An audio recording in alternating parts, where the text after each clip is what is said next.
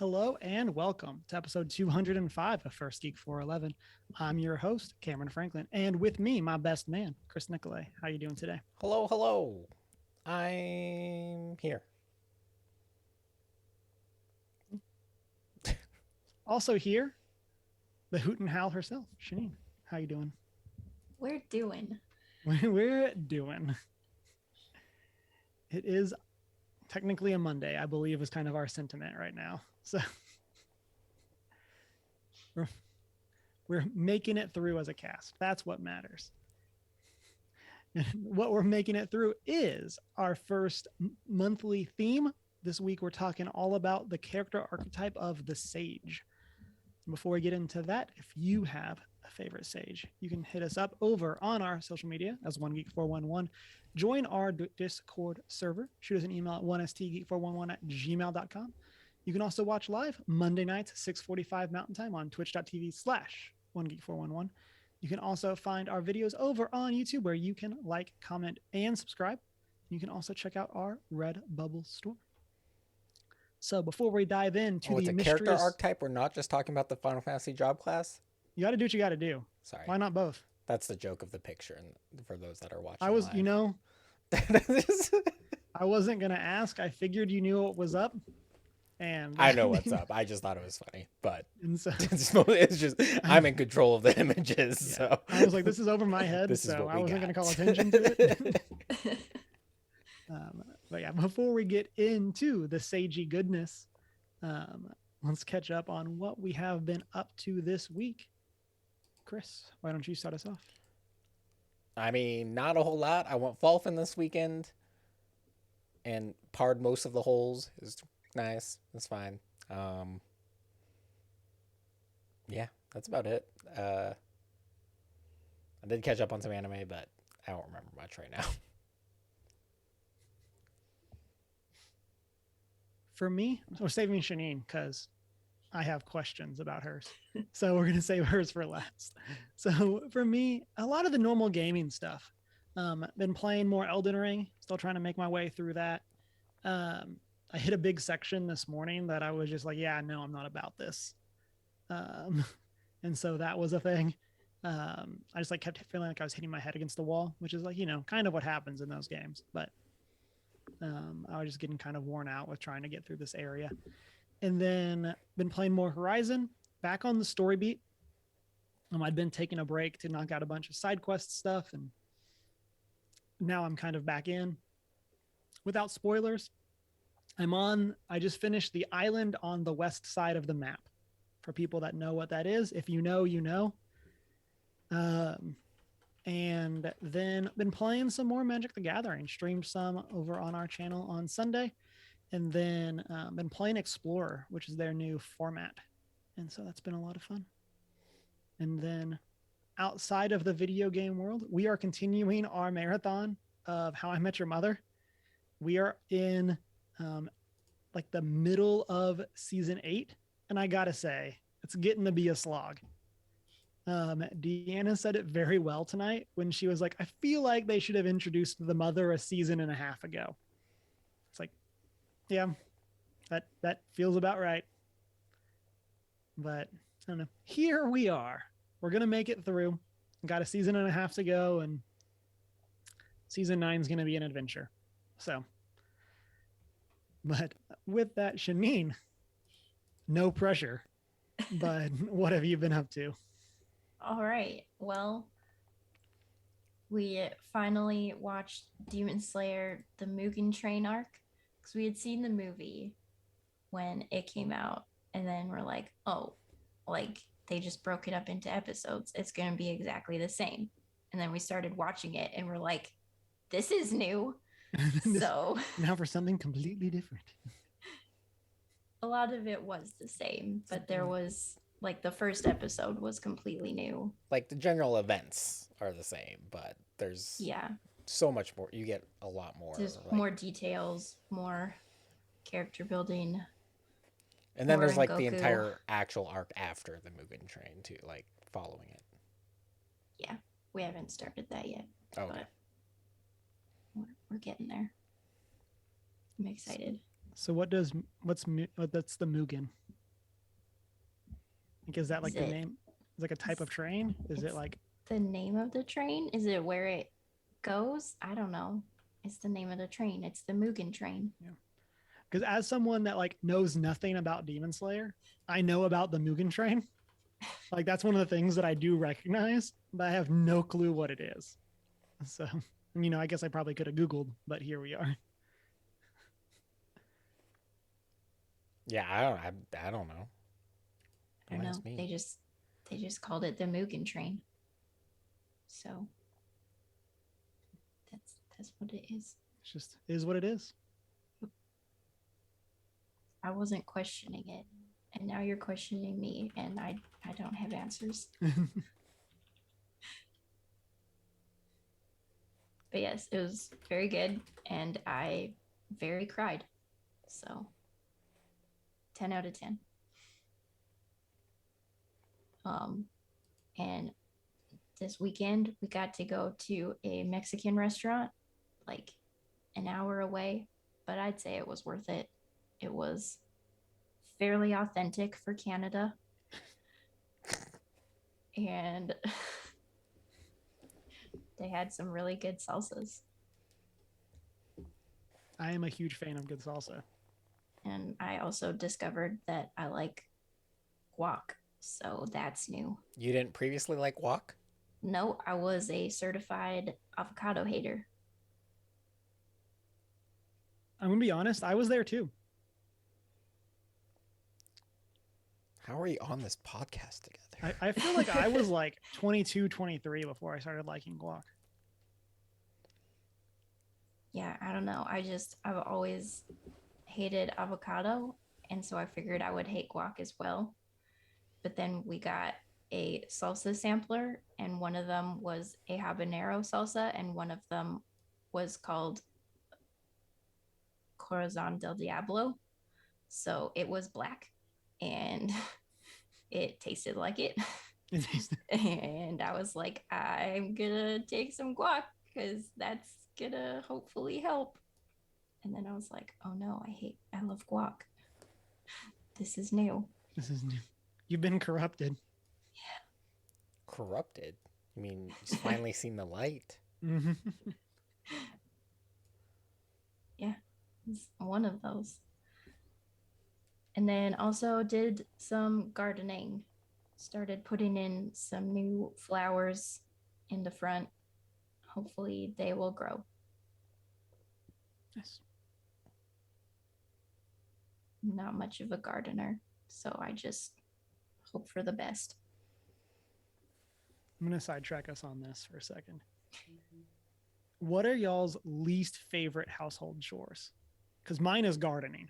All of them? Is that really a chore though? That's a choice. Like, it's not like it's an optional thing. Like I mean, or it's any like gardening, mowing, all of that stuff. Any sort of like yard work like that. My least favorite chore.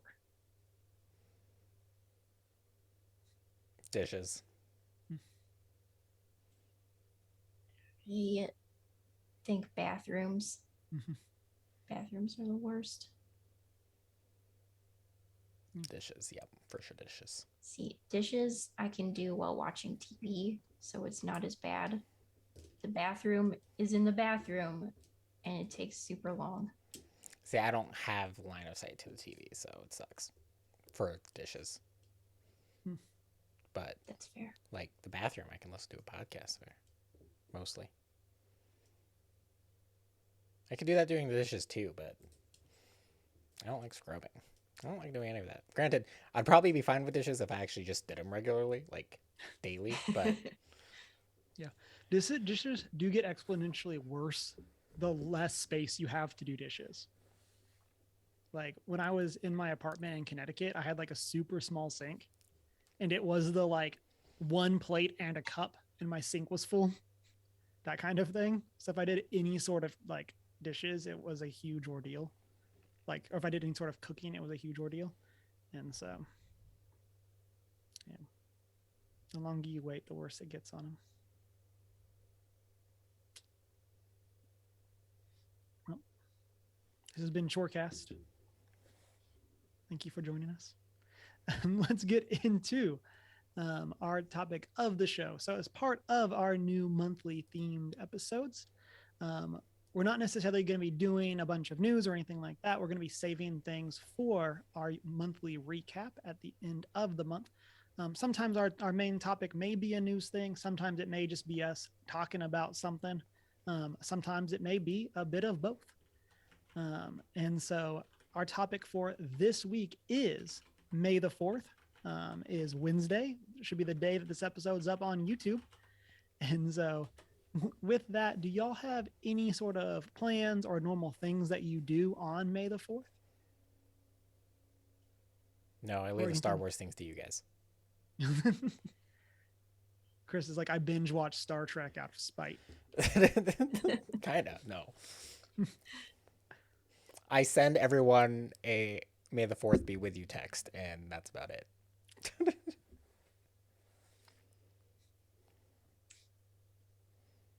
Yeah, I don't know. I usually remember about halfway through the day when I see someone else posting about it, and I'm like, oh, that's today, which is better than the years that I'm like, oh, that was yesterday. And then I'll just like tweet out, May the 4th be with you or something. Yeah. So for us last year, I think Deanna binged all of the original trilogy, episodes 2 and 3, and then I want to say 9 because it had just come out. So she did a lot of Star Wars watching. This year we'll be streaming some Star Wars board games over on Cameron Plus Deanna. So that'll be a lot of fun. It's like a Star Wars. It's an unlocked games. Have y'all ever played those? They're like escape room card games. Not yet. Okay, highly recommend. We've done a lot of the other ones, and they're relatively cheap. So like what we've done after we finish them is we'll give them to our friends, so that then they can play them. And so those are a lot of fun. This might be more of a me in my house kind of question. But are there any specific types of announcements you would be really excited about for May the 4th?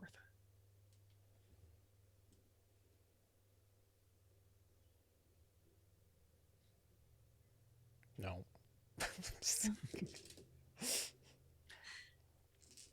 Yeah, I'll say for me, I know some of it. I think I've seen some of it already posted around, or it might even be older stuff. I'm not plugged in, but I'm always really excited when we see the new Star Wars Legos. I haven't like specifically built any in a very long time, but I really think that that's kind of just like Lego's excuse to do whatever they want. Um, and so like they just put so much into those like Star Wars sets. In chat, Chunk beat me to the next one, which is Star Wars Jedi Fallen Order 2. Like that's like the biggest thing that I'm hoping for this month, between either May the 4th or like Star Wars Celebration at the end of the month. Like that would be the thing that would get me super hyped. But then I feel like it's also just like one of those things on the internet, and Chunk said this as well. May the 4th is just kind of a if you know thing. I think it's just like one of those days where everybody is just like, hey, it's Star Wars Day. Like, let's chat about stuff. You see a bunch of like marketing type Star Warsy things and all that kind of stuff. And it's like, oh, it's kind of a nice, like, random, like, holiday. Since, at least here in the US, like, Memorial Day is more of just like kind of, hey, summer's here. There's not really like a theme. And so you get like the Star Wars theme coming out. Yeah.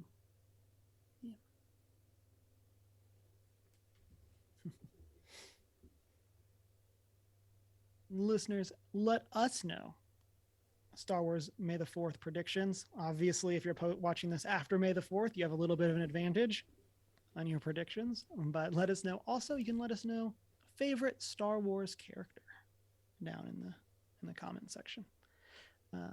We might be seeing those a little bit later on our lists.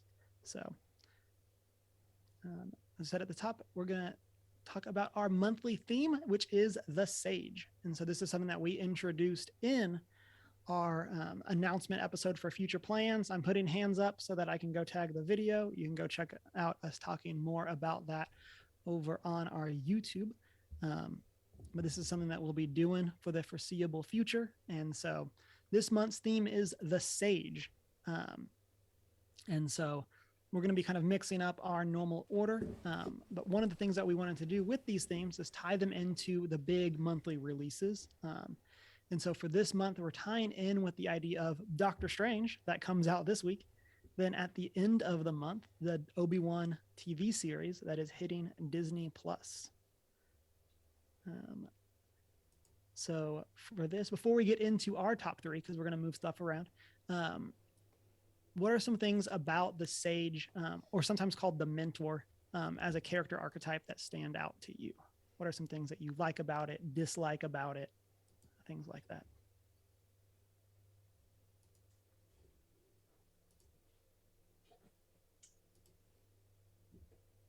I guess the first thing to come to mind for me is just the wisdom that they have to share. Mhm. And yeah, they're making some sort of positive impact on somebody. Yeah, I mean, they're always the fun character. In terms of like the archetype in general, um,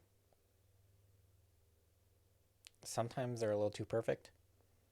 Mm-hmm.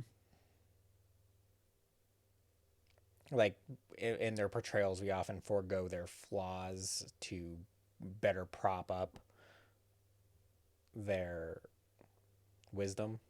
Mm-hmm. Yeah. I definitely agree with that. For me, I think the part of why I love the Sage is it's like the most Ravenclaw archetype out there. Like, what are we doing? We're learning stuff. And so that kind of um, is part of why it appeals to me. Um, I went and I found a cool article on it. I want to um, read a little bit about the typical Sage archetype. And it says Sage doesn't share all the exact same traits, but the traits that are common across Sage characters, it becomes relatable and familiar. But a Sage is like any other character; they are unique. And so I think that's a good introduction. That there are different ways that characters pull in these idea of these characteristics. Some of them are much more on one, some of them are much more on the others. But in terms of strength, sages tend to be character or caring, determined, incorruptible, insightful, knowledgeable, logical, patient, rational, and wise. That tends to be their like positive traits.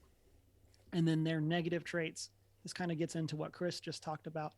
Um, they are arrogant, cold, critical, isolated, overly cautious, passive, ruthless, and unsympathetic. Um, and so I think that that's kind of an interesting breakdown. And obviously, all of the characters that are sages kind of fall into these different areas on this chart. But I don't know. I like the sage a lot. I think it's a super cool archetype. We'll share some more examples as we go through our top three right now. And so we're going to circle back and have a bit more discussion on this theme, but figured it would be a little bit easier to do so after we had shared our top three for this week. So we are bringing it in a little bit early. And so, Chris, why don't you kick us off with our first sage? You know, it's got to be Gandalf. Granted, like, you know, in terms of most series and most ages, um, they are of the same mortality as everyone around them. Whereas Gandalf is literally an ancient celestial being, which offers him great insight, makes him a really great sage. Um, and yeah, he's a little cryptic. He forgets things, which is cool. Because he's been around forever. It's like, where did I read that? What's this password again? Yeah, he's also super powerful, super cool. Mm-hmm. Yeah, it's a lot easier to be old and wise when you're infinitely older than everyone else. Right. And also, like, one thing I love about Gandalf is his playfulness, though. Mm-hmm. Like, when things aren't in dire straits, you know, he's out there just lighting fireworks, roaming Just around, having a good time. experiencing life with with all the different tribes of Middle Earth and just being an all around cool dude. Mm-hmm. Blowing smoke rings with his hobbit friends. Just hanging out, Yeah. causing trouble. For me, I'm going to hit the one that is tied in with the releases this month, and that's Kenobi. More specifically in the New Hope version of the character. We definitely see him get to grow more into that sage character. I say that, of course, like that was the one that we had first, but um, if you watch the movies in numbered order, you get to see him kind of grow into more of that. And for me, Kenobi also hits on one of the things that I love about sage characters, which is that they have faults that they've had to learn from. And that's one of my favorite archetypes or parts of the archetype, is that they're not just these purely perfect people. They have actually gone through stuff. They've made mistakes. And now they're either trying to help others right those wrongs or help others not fall down the same path as others. And so, yeah. So also, hyped for the TV show end of the month. Let's go. I'm ready. Shanine, what do you got? Okay. So my criteria for picking this was that obviously they meant something to the protagonist or whomever in their thing they exist in, but also that something they did or said meant something to me as well. And so my first one is going to be Dumbledore. I think aggressively deletes off my list. There's one I am specifically not saying because I'm sure it's on your list. So if you don't say it, I'm going to be upset. But I will steal Dumbledore from you and not feel bad about it. I don't know. I think we see a lot of memes and stuff about how he's like a terrible mentor and like purposefully withholding information from Harry and like putting him into incredibly dangerous situations and things like that. He is a child, and but I think he is also just a really important figure in Harry's life. I think seeing any adult that cares for him and is willing to invest into his life is a really big deal for him coming to Hogwarts. And one of my favorite quotes comes from Dumbledore. I'm not going to say it word for word because I just paraphrase it in my head all the time, anyways. But it's something like, just because it happened in your head doesn't mean it's not real. And that is basically my motto for stories and why they're important as well. Mm-hmm.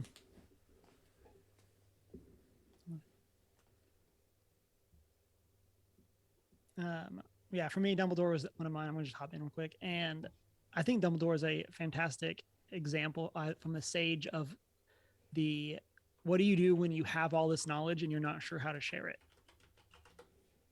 Like that's kind of a lot of what you get for like Dumbledore's character towards the end of the series, is how much did he know? What was he letting on? What was he choosing to hide? And kind of doing all of that, hopefully for Harry's benefit.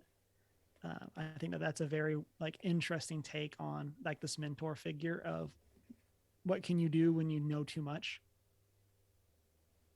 But I think that's a cool dynamic.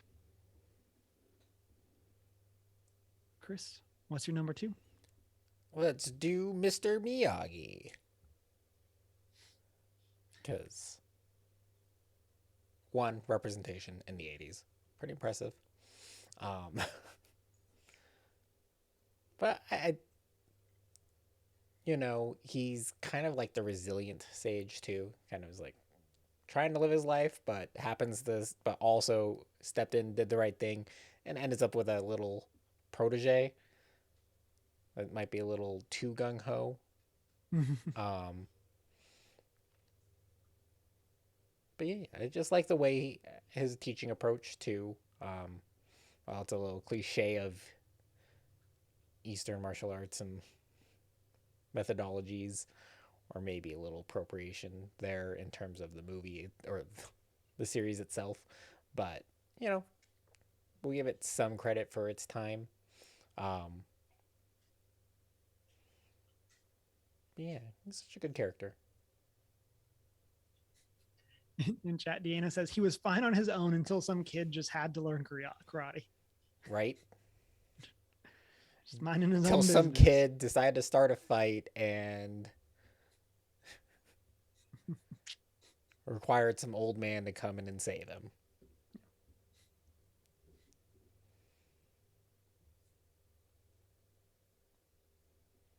So for my number 2, I feel called out by Shanine.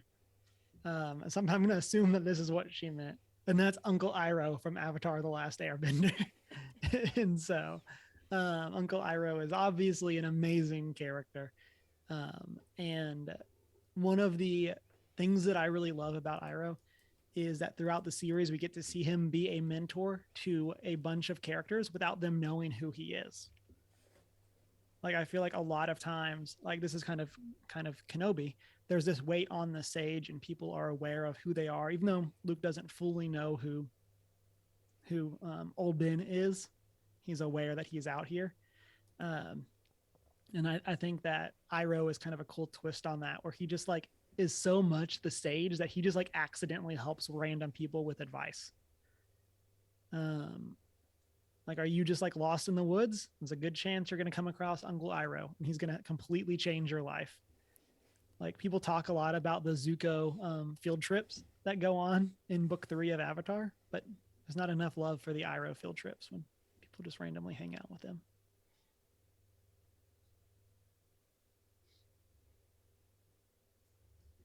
I will say for Uncle Iroh, I also love that we get backstory for him as well, and like see him make mistakes and things like that too. Like, he's not one of those too perfect sages. He's like come by his wisdom in a hard real life way. Yeah, that's in one of the things I would love to see them expand on. Because like we 100% know like the background and like the bullet points for what happened, but I would love to see them tell that story. But I also know there's no way it's going to live up to all the hype for that story. And so, but yeah, I'm so curious. It would disappoint me so much, though. I'm sure of it. Yeah, too much expectation. Shanine, what is your number 2? Okay, my number 2, since I've got Demon Slayer on the brain right now, gonna say Rengoku, the Flame Hashira. He's so wonderful. He's just like super kind to everyone he comes across. And like, he met Tanjiro and the others, and like 2 seconds later, he's like, "Sure, I'll be your teacher. You're my boys now." And it's just amazing. I don't know. I love the way that he just is so, he takes care of everyone, and just he's wonderful. Like, there's a part of me that almost wonders if he fits in the sage category, like as much as he would in another. And sometimes it's a little unclear. He can be a bit of both. Yeah, because he fully acknowledges he doesn't have like any true like wisdom or anything. I think he's like, in terms of my perception of his character, but and that's something I think that's interesting as we talk about archetypes. Is that, and I'll bring up this example again later on, is that sometimes a character is an archetype to one person or in one situation and is a different one in another situation. And so I think that that's some of the fun of having these discussions is like, sometimes it's very easy to see how a person could fall into multiple places, or something like that.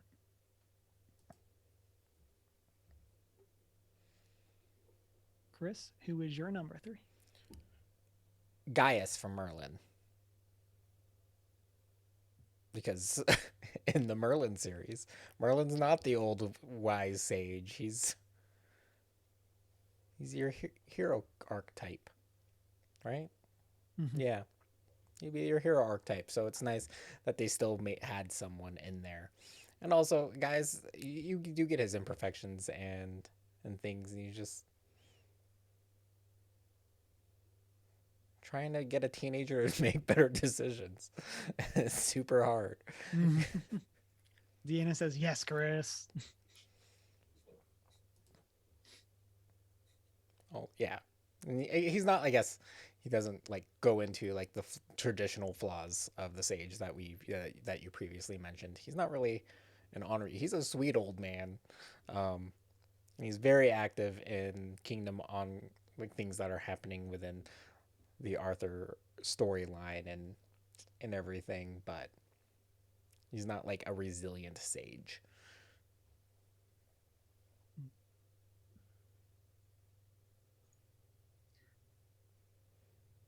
For my final one, I wanted to think of someone who is a sage but is a bad guy. And that brought me to Harrison Wells from the Flash TV show. So for the first couple seasons, at least the first season, Harrison is very much a mentor to the Flash, helping him kind of learn about his powers and all of that. And then there is the big reveal, spoiler alert, that Harrison Wells is actually a bad guy who has traveled backwards through time, and is essentially training Barry so that he can use that power to get back to his own future.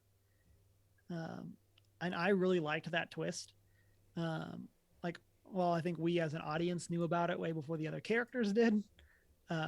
It's not exactly the most hidden twist ever, but I really liked this idea, and how we could have this character that's mentoring, but for their own reasons.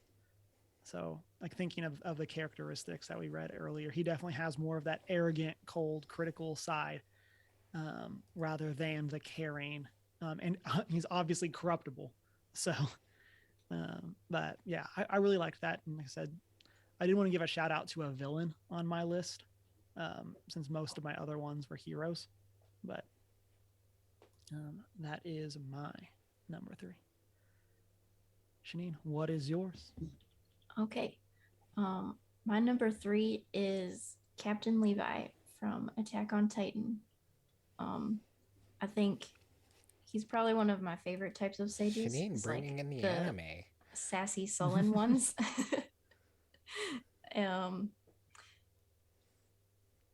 Almost a reluctant mentor figure.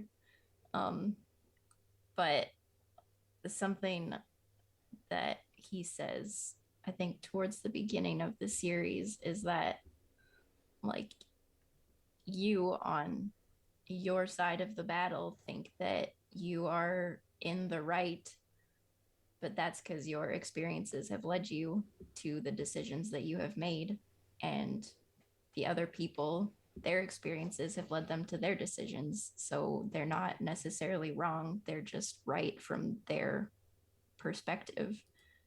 And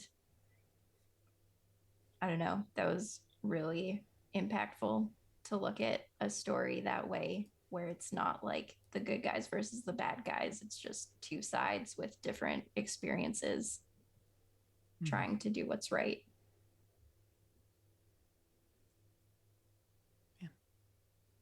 Like Shanine's getting me into all these anime things. I need to. She's probably passed you a while ago. Oh, for sure. Definitely. So proud. I want to give some shout outs to some social media ones. Chunk the Hut called out Mr. Miyagi as one of his as well, and Yoda. Shouldn't be surprised. Yeah. And then Deanna brings up Merlin, or Disney's Merlin in specific, as one of her favorites. And so, um, and then she also says the sage is Jesus. You know, Jesus also does some sage things throughout his time. Um, and so um, He's the it's kind great of, sage yeah, you know, Jesus kind of does without the some flaws. some important things. Yeah. Um, but with that, let's take a look back at this idea of the sage. This month, like I said, we're looking at the sage because of some major releases with Doctor Strange and Obi-Wan. And so, what do y'all think of those two characters as examples of the sage archetype? I think Doctor How well? Strange is a great example, um, especially concerning the last Spider-Man movie. Mhm. For the most part, um, I think he's very sage-like when he has someone to mentor. Um,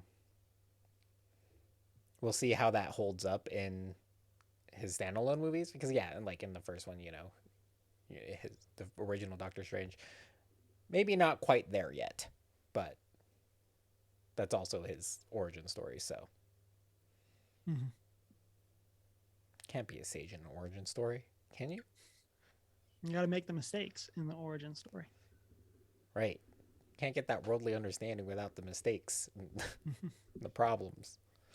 Um, but quickly like grasp onto that and like even to the others, like if even kind of very very sage like in I feel like you see a lot of it in his next showing in Infinity Wars. Wait. Mhm. Yep. Yeah.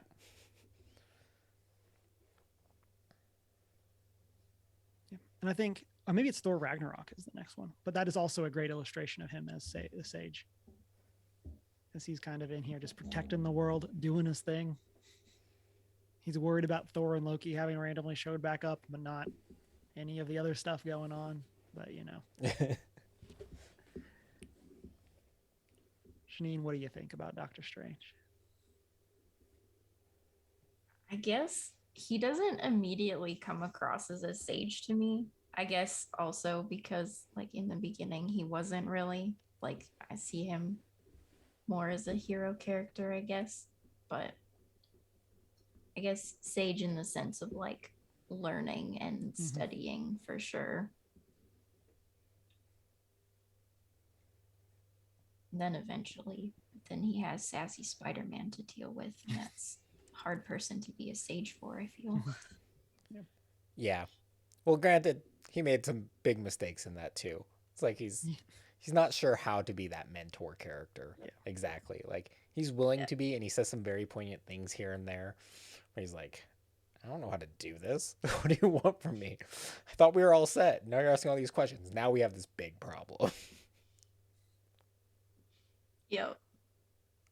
Yeah, and I'm gonna like wholeheartedly agree. Like I think one of the interesting things about Doctor Strange is how much he wants to be a sage, but also doesn't want to. Like I feel like this is like his character dynamic in the MCU is that like he's so much wants to be the smartest person in the room that can help people, that can get the plan, and he just wants like thinking of the Infinity War side of it. He just wants to be there to help people get through and is willing to make the sacrifices to help that happen. Um, but then on the other end, he just is um, so in his own bubble, thinking he's the biggest and smartest in the room. That and then of course he has kind of, No, I'm just... I mean, admittedly, rip Tony, um, but and I think that he kind of goes between that sage mentor archetype as well as the magician, for like obvious reasons there, um, and that's kind of just how we see that character fluctuate between those two. Um, and I think that that's super cool. So I'm curious to where we're going to see this land in Multiverse of Madness. Like, are we going to get to see him be a sage to some of these other characters, or is he going to just kind of be doing his own thing? But we will see. And then the other one, Kenobi, obviously was one of my top three. Um, I really like this character. Like I said, I really like um, Kenobi's growth through the series. Um, and I'm very much looking forward to seeing kind of what he gets up to. Um, I always really liked him as this idea of the protector, that he's someone that's been dedicated his or that has dedicated a portion of his life to having to hang out on Tatooine to keep an eye on Luke. And I kind of like that idea of this person who's a sage and is now trying to help other people while trying to stay semi anonymous. Semi because he didn't think to change his last name, but here we are. I'm sure there's a lot of Kenobis, but really excited to see what that's going to look like. Janine, what do you think about Obi-Wan? I mean, yeah, I don't know. He's great. I like Ewan McGregor. So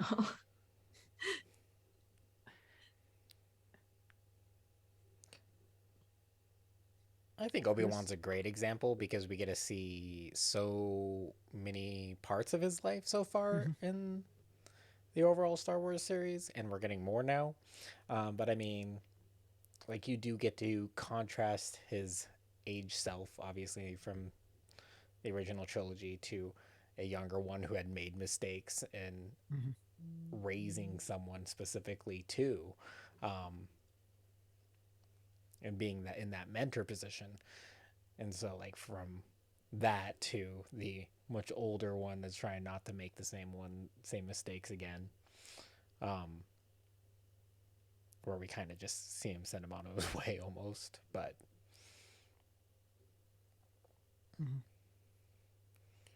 I think that's a great contrast. Like looking at episode 1 Kenobi versus episode 4 Kenobi.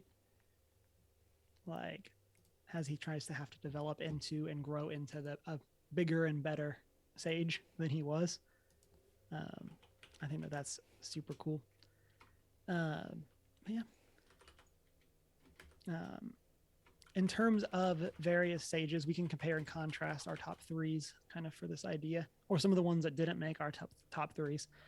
But what is it that you think makes some sages better than others? We've kind of hit on this throughout these conversations, but what do you think it is that leads to some sticking with you more rather than others that do not?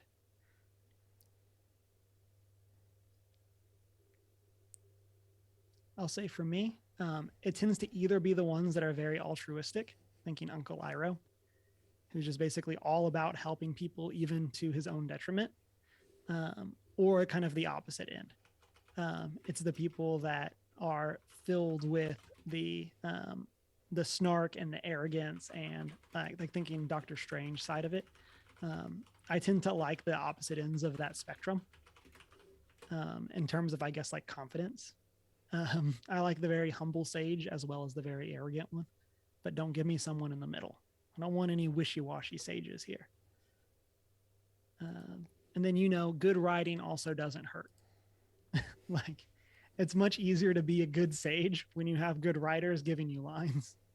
So, not going to name names, but there's a certain someone from a certain series about thrones. And once the writing got bad, they were a much worse sage.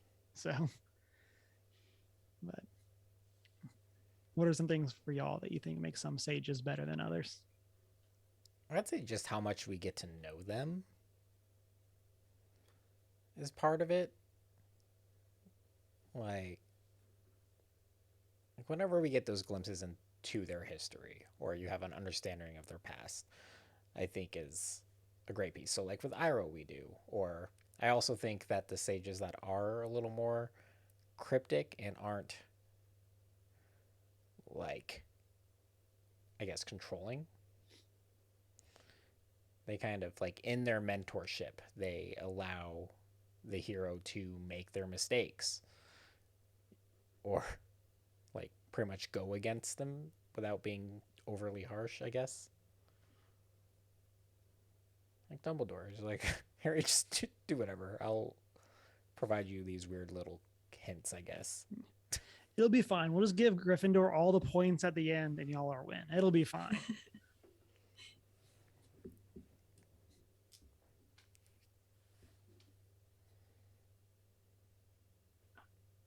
All right. So this didn't come through in my top 3, but looking at my short list, being British definitely helps. um, When in doubt, just be British. yes. I don't know. And I feel like I'm the same way as you, Cameron. Like they're either really genuinely good people or they're super sassy and snarky and so sarcastic. It's one or the other. The two extremes of being British. That's why. No, it all makes sense. It all makes sense.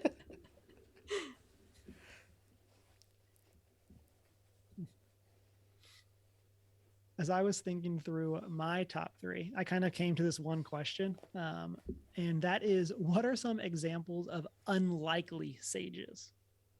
So this kind of could tie in with Shanine's number 2. But one that came to mind for me and was on my short list is Michael Scott's relationship with Aaron in The Office, as he kind of gets into that fatherly mentor role. Like, I think that that's super cool. I love that part of their character growth and what it means for each of them as they come to kind of get that part of that relationship that they've always hoped for, as Michael wanting to be the father of the office, then Aaron like striving to find a family. I really liked that part of their character growth. And this is what I was referencing when I was like, sometimes in certain situations they're a sage and in other times they're not, because I would 100% never define Michael Scott as the sage. Although he does occasionally have some very savvy salesmanship, but this was just something that hopped to mind as like a very interesting example of that type of relationship between characters. I was curious if y'all have any other thoughts on either Michael Scott Aaron or unlikely sages.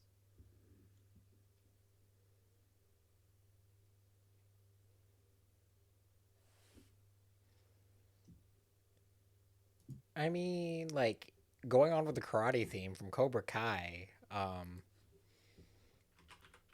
Danny, right, Danny?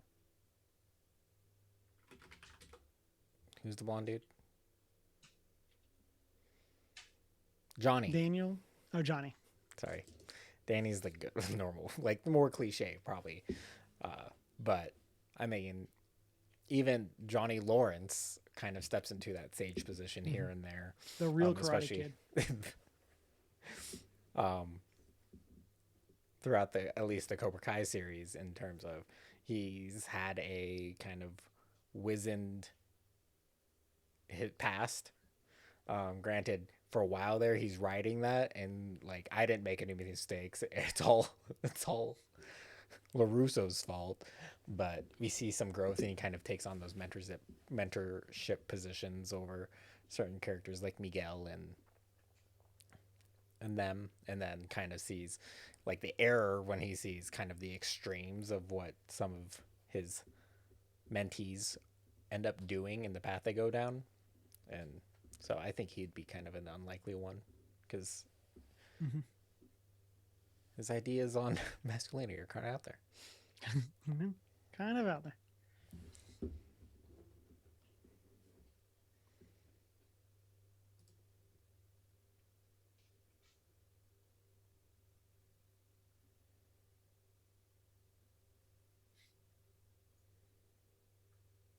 Yeah, I love your example of Michael and Aaron. Their relationship is like so heartwarming. I think the only other unlikely one that I can think of right now is like Barney from How I Met Your Mother.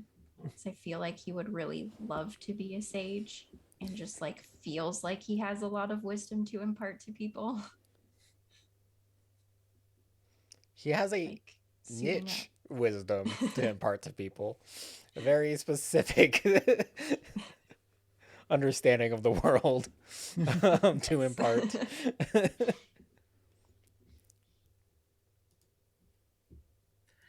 Um, Another example I just thought of is Lin Beifong from Legend of Korra. Kind of falls into this. Chris, what you were saying about Lawrence kind of reminded me of this idea of like the reluctant mentor. Of Lin very much has the I'm too old for this, but is just kind of hanging out, helping out the Avatar, doing that kind of thing. And yeah, I think that that's super cool. And then I thought long and hard. I'm going to be honest with you, Shanine, about putting Barney on my list.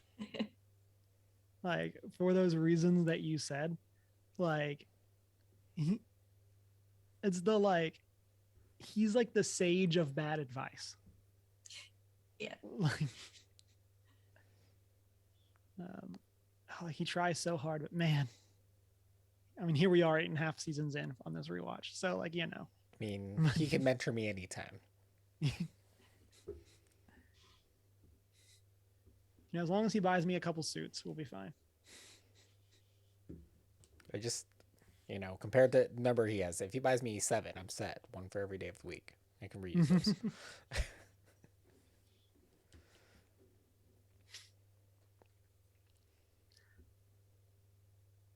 Listeners, watchers, we do want to know, who are your favorite sages? Why do you like them? Or why do you dislike the sage archetype? We did kind of all come from that mindset of liking this, just kind of because, you know, I wrote the questions down and I happen to like the sage as an archetype. But if you dislike the sage archetype, let us know why. We would love to hear about that as well. And so it's hard not like the sage archetype. You know, yeah, I think it's easy to dislike specific ones. Yeah.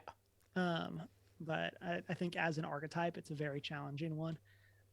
Because we all want that in our life. We all want a sage. We all want someone just gives us some wisdom here and there. Maybe slap us around a little bit. Yeah, you know. But let's get into some announcements. Who's planning to stream this week? And if so, what are you planning to stream?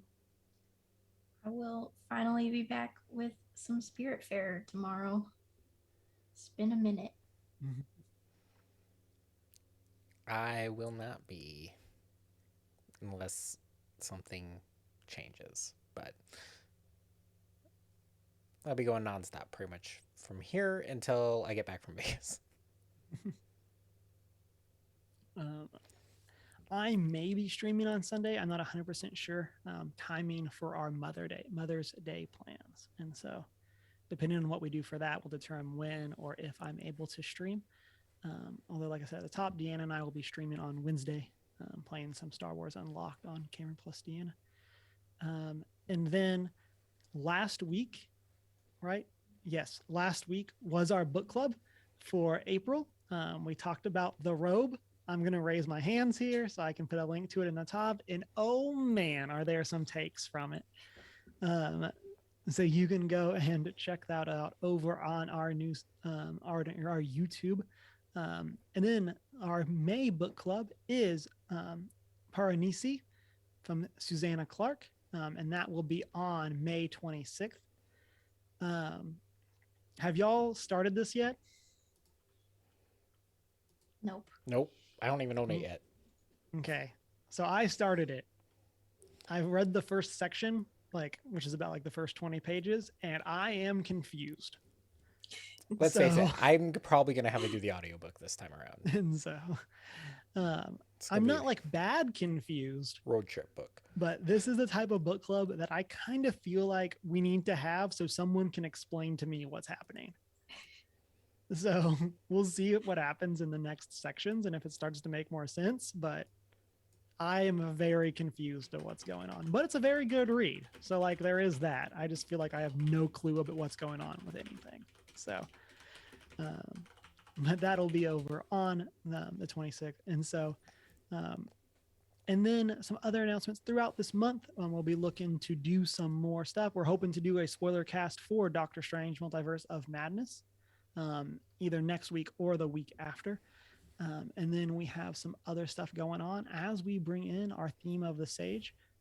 We also may be doing some sort of tier list. So stay tuned for that as we do that, and hopefully get our veto ability going for chat for the next tier list that we do. That is going to bring us to the end of episode 205. As I said at the top, you can find us as One Geek 411 on our social media. You can join our Discord server if you want to hang out during the week and chat. You can also send us an email at 1stgeek411@gmail.com and watch live Monday nights, 6:45 Mountain Time on Twitch.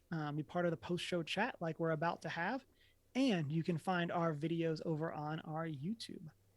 And then if you want to connect with us personally, you can do that through our personal social media. Mine is Humar Whittle.